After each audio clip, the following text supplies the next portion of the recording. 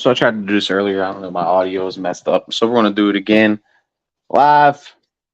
Make sure you hit the like, make sure you hit the subscribe button, make sure you hit that notification bell. So basically, Matt Canada was interviewed the other day talking about the offense. And we all know within Steeler Nation, Matt Canada is pretty much the biggest scapegoat. Everybody wants to get rid of him. His offense is terrible. Fire Canada now. Blah, blah, blah. I see it all day, every day on Facebook and Steelers groups, whatever, Twitter, Instagram, whatever. Everybody wants to get rid of Matt Canada, all the media. And I mean, rightly so. Let's be honest. The past 2 years under Matt Canada, offense has been jack hideous. It's been terrible. We could not do anything with Matt Canada's offense. But like I said, last year was really the first year we got a real look at the Matt Canada offense because Ben didn't run the Matt Canada offense. Ben ran the Ben offense, spread it out 5 wide, and just played in the shotgun basically every play. Does not want to play under center because he just didn't have the mobility anymore. He didn't want to take those hits anymore. His body was shot. His elbow was shot. Didn't have the accuracy. Did not have the zip on the ball that he used to have. I mean, that's just what happens in the NFL, especially if you go through a surgery like Ben went through. I mean, that's major reconstructive surgery on his throwing arm, man. Like, he was old. He was past his prime. He just couldn't do it anymore. He couldn't do the things he could do. He couldn't do the play action rollouts. He couldn't do that type of stuff that Canada wants to bring in his offense. And his offense is basically all the big passes, all the big plays are going to be set up off of Najee Harris and off of the run game. Because if you have the ability to run the ball and have a balanced offense, you keep the defense in check. The defense never knows what's coming. And that's when the play actions start working. And Kenny Pickett can play under center. Kenny Pickett has the mobility to where he can turn around and do a play action fake, roll out, and get a nice, easy boot for a 15, 20-yard play over the middle. Nice and easy, underneath the zone, the cover 2 zone, nice and easy to where a receiver can turn it up and really potentially only have one man left to beat. And that Deontay Johnson has that ability in the open field. If he's one-on-one with a safety, he can make a little cut, beat his man, and take it to the house. That is the type of ability Deontay Johnson has. That is the type of ability we hope to see Calvin Austin has in this offense. That is the ability Allen Robinson has out of the slot.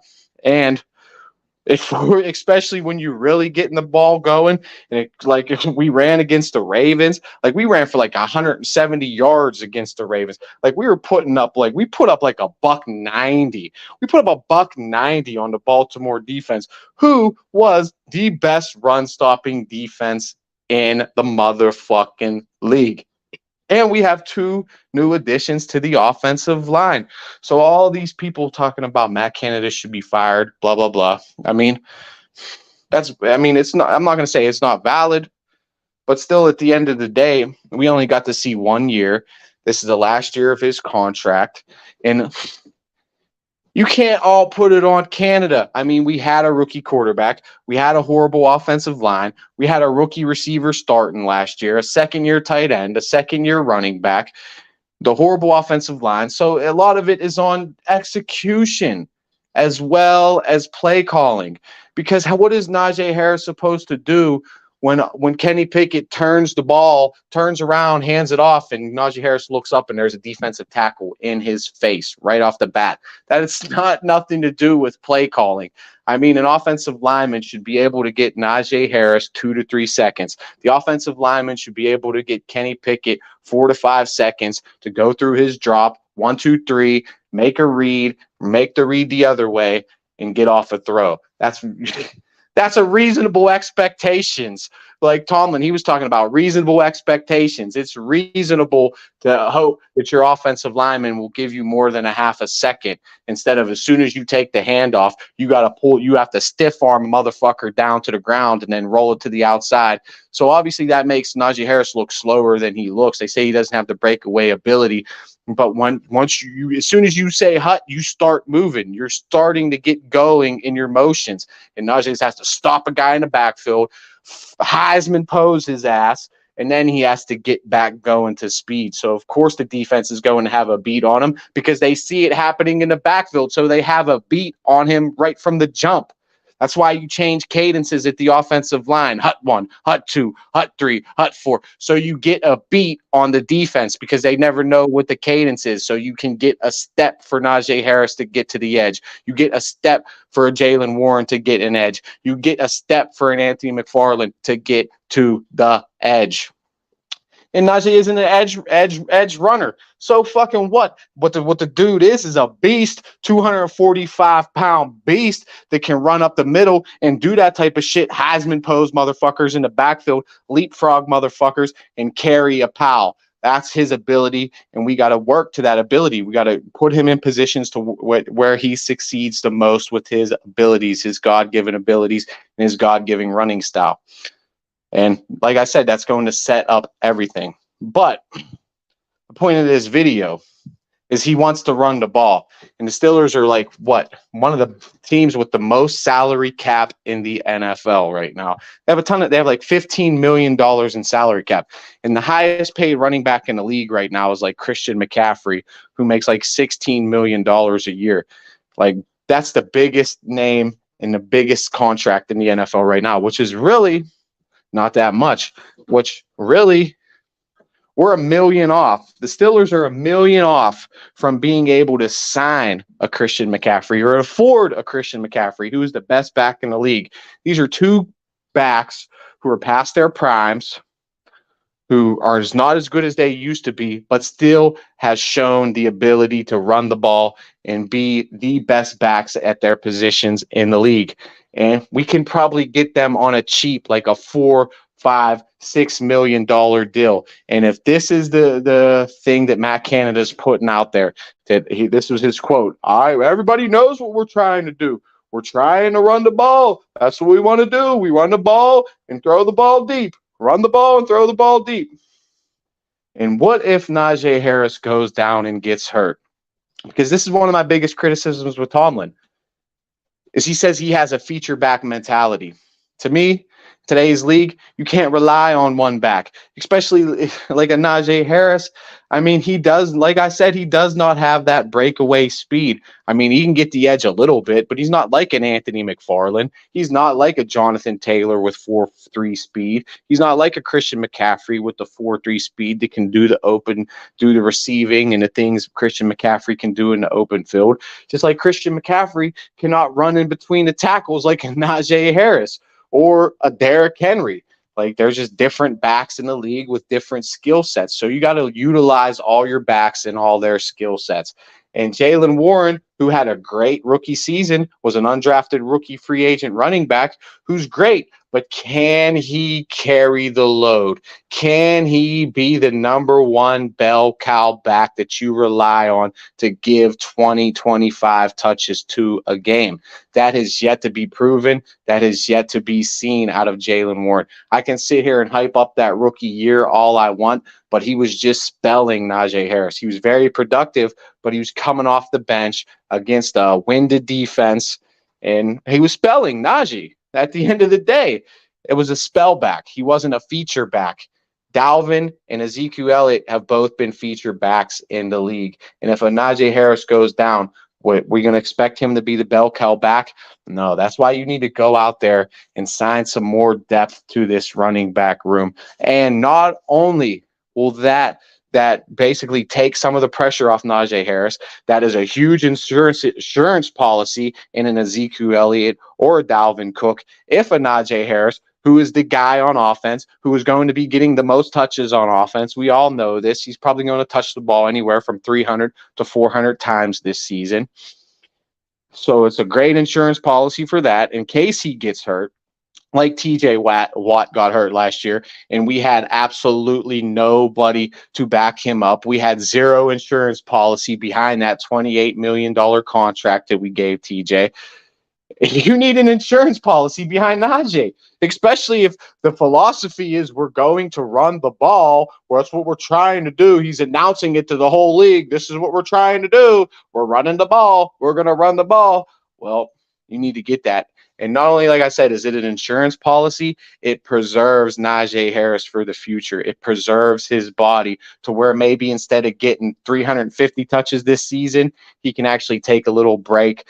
And then if we're up big in the game, you can just throw a Dalvin Cook out there. You can throw a Jalen Warren out there, and we're going to say, get him next game, Najee. Get him next game, Najee. I mean, what, do we really have to fully commit to Najee Harris?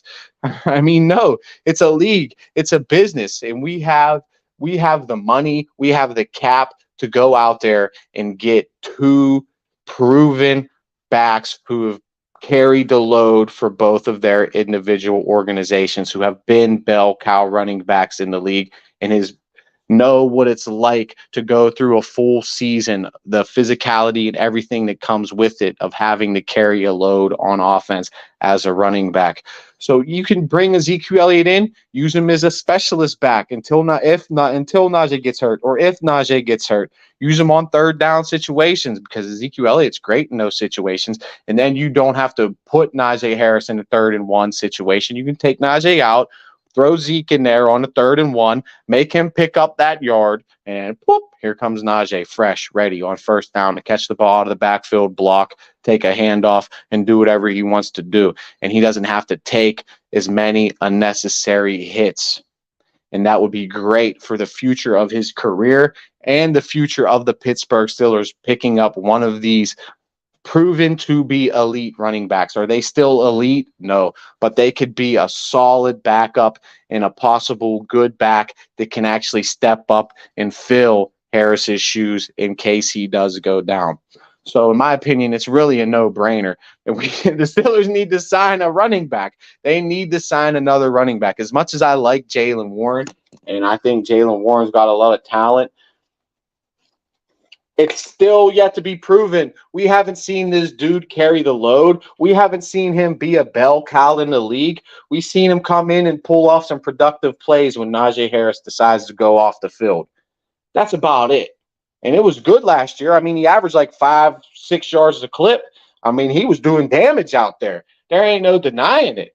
But if you got 3 backs like that, Najee Harris, Ezekiel Elliott, or Dalvin Cook, and Jalen Warren, come on. And they're already talking about getting Jalen and Najee on the field at the same time. So what's the problem? Go get Zeke. Go get Dalvin. You could spend $5-6 million to get one of these guys on the team. And it will really, then you never know. I mean, you can give Najee 200 carries. I mean, will that make Najee mad? Will it make him upset? Well, he's not getting enough touches, blah, blah, blah. Oh, well, buddy, sorry. That's just the way the league goes. Back split touches in the league now. There's three-headed monsters in the league now, 2-headed monsters in the league now. I mean, every team has like a whole depth chart of backs. The Patriots do it every year. They have a back that can run in between the tackles. They have a receiving back. They have specialty backs. They just have backs that can do all kinds of different things. And the Steelers really, I think, with this offense, need to adopt more of that of a mentality. Instead of a feature back mentality, more of a running back by committee mentality, that especially if that's our philosophy, we want to run the ball, we need to be more of a running back by committee philosophy within the organization and within this offense. And you need to have an insurance policy better than Jalen Warren behind Harris, because Harris is going to be the bell cow. I mean, this video is pretty much going to be all for naught because the Steelers are not going to do this. The Steelers just don't do this type of shit. They don't go out there and sign these big name guys unless they really, really need that position, like a Patrick Peterson. Like they really, really, really needed a cornerback to fill the shoes of a Cam Sutton and come in there and give us a veteran presence in the defensive backfield. Like we did not have a number one. Now we have the number one. We're building and basically grooming Najee up to be the face of the franchise. So they're not going to do it. They're not going to bring in a Dalvin. They're not going to bring in a Zeke because it probably could create a controversy. I mean, Stephen A will be talking about it. Who should be the starter? Blah, blah, blah. I mean, it wouldn't be a question. Najee be the starter. But the media would spin it that way, and it could be a distraction, this and that. It could not be, especially if you bring them in on a 1-year deal. They'll be looking to get paid after the end of the year. They're like, look at me, I deserve to get paid. So, I mean, there's two sides to the coin of every argument. But to me, Najee's our bell cow. We're going to be giving him the ball 350, 400 times this year. We're going to be running the shit out of him. I mean, this is a contract year, so you best believe the Steelers are going to run the ever-loving shit out of Najee Harris. We're going to run his ass to the ground and make him earn that contract this year. But if he goes down, I just don't trust a Jalen Warren and an Anthony McFarland to carry the Najee Harris load and the Najee Harris torch. I just don't. So that's why I'm in favor of them going out and getting themselves a little bit of an insurance policy in a Dalvin Cook or an Ezekiel Elliot. So I just want to do a quick live. I'm going to end it now.